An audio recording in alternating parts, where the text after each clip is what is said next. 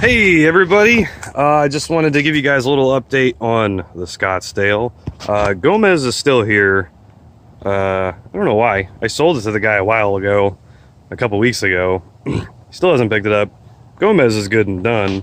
But the Scottsdale, we have started on it. By we, I mean somebody I paid to do all the body work because I work a lot and, well, he has more time.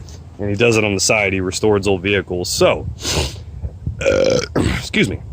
I got him started on it. I also have done some stuff to it too. So I'm going to show you guys what we've got going on.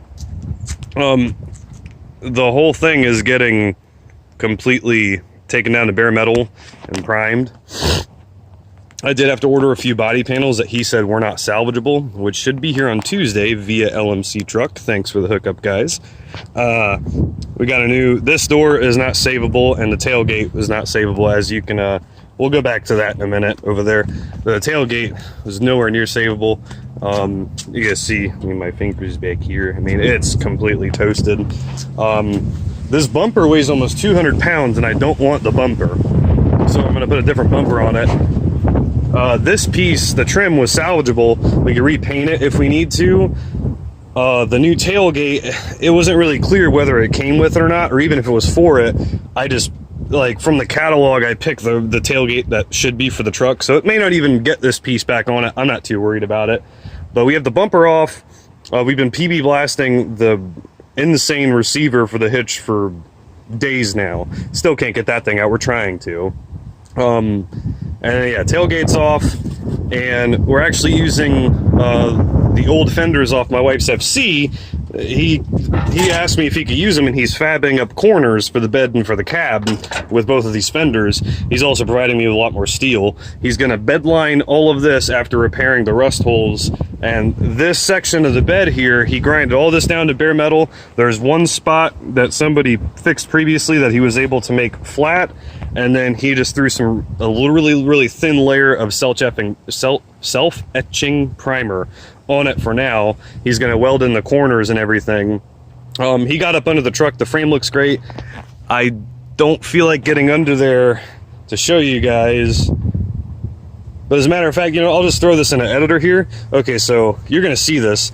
There's going to be a picture in a second here for a brief second without me talking. Whoever repaired the exhaust on this has got like metal tape, a buttload of clamps, some hose clamps, and a can of Natty Light. A Natty Light can, like, no lie. I'll throw the picture up in a second right about now.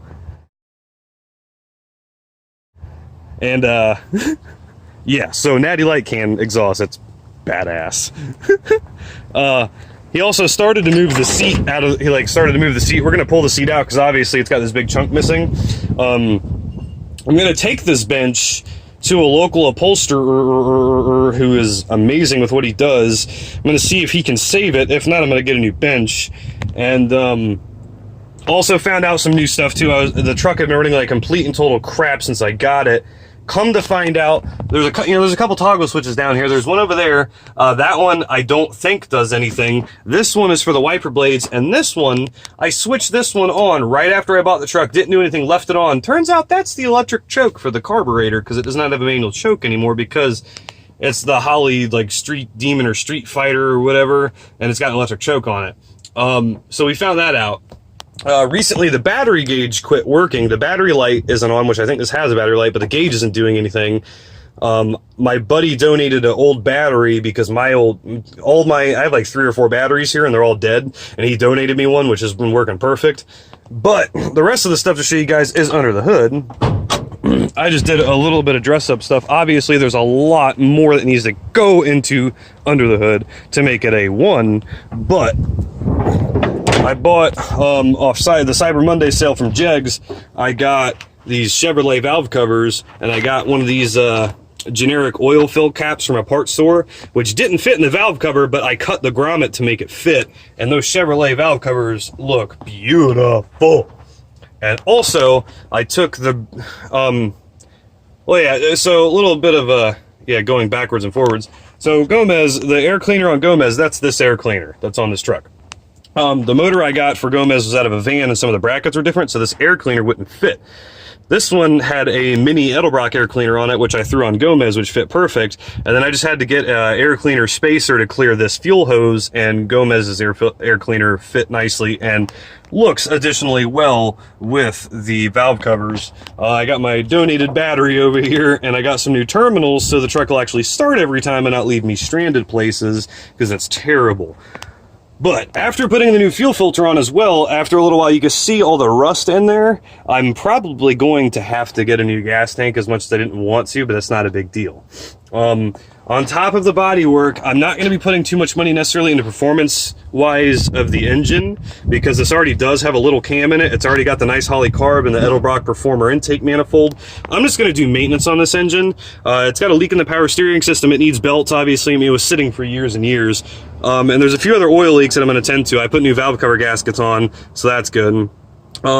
There was a set of headers in the back of the truck that I was going to use. I was going to clean them up and wrap them, but the inside of the ports is equally as rusty as the outside. I don't feel like going through all the hardship of that, so I'm just going to ditch them.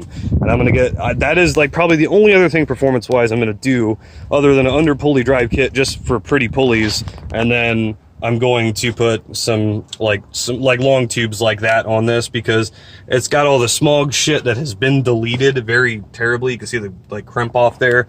I'm also going to put, you know, new wires on it and plugs and all that, because it does still kind of run funny. And I am still going to rebuild the carb, which I know is kind of pointless to put the air cleaner on if I'm going to be pulling the carb off. But that's stuff that's going to happen in a little while. I'm not worried about it. And obviously the brake booster's got to go. It looks like ass. I mean, the brakes work, but it just looks terrible. We're going to clean all this wiring up and, you know, put everything in looms. And I'm going to clean everything else up. We're going to fix that rust hole there, and I'm looking at AC kits, because I'm kind of thinking about, even though this is a factory non-AC truck and I kind of love that, I might put AC in this, but I'm not certain yet. But nonetheless, that is pretty much all the updates with the Scottsdale. It's awesome now, though, because now that I know about that freaking electric choke, this thing starts up beautifully, and it actually kind of idles where it's, well, it doesn't really idle where it's supposed to, but it runs a lot easier than it did before. We'll just do one quick fire here. You just literally just flip the choke up, and then just turn the key and flip the choke back off, and it starts up. Oh, the battery gauge is working now. Hell yeah. Maybe, wait, okay. Yes, no, maybe so. Battery gauge is thinking. But anyway, everything else seems to be working. I found out the blower does work. The turn signal switch does not work, which I think I already covered that. The wiper switch doesn't work. That's what that's for, which makes them go, kind of. Yeah, they work for the most part. I'm going to source a factory radio for this as well, and found out, because I don't know, I didn't know too much about these trucks, but this is apparently the factory body color. I might repaint it that. Not sure yet, but we got a lot of work still ahead of us, of course. And this thing runs, I mean, you see, it still runs rough, but I mean, you know, and I need to, I never looked under the dash cover. Look at that. Look how horrible that is. We'll put that back on for now. Maybe, possibly. Oh, God. Okay. That's good for now. Anyway, thanks for watching, guys. Be sure to keep in tune with the Scottsdale, because we're going to be pouring tons of money into it. And, of course, there's always a lot more fun stuff going on around here. The RX-7 is also going to get some love very soon. I have talked to my wife into letting us just put a motor in it for now. It's like an NA 13B6 port or something. So we're going to start sourcing the stuff for that. We've been buying things here and there, but we haven't really messed with it. But I got some money from Gomez, so that money is getting split between the RX-7 and the Scottsdale. So yeah, make sure you guys stay in tune. Smash that like button, smash that subscribe button to stay up to date with all my whimsical woes. And everyone, have a fantastic day.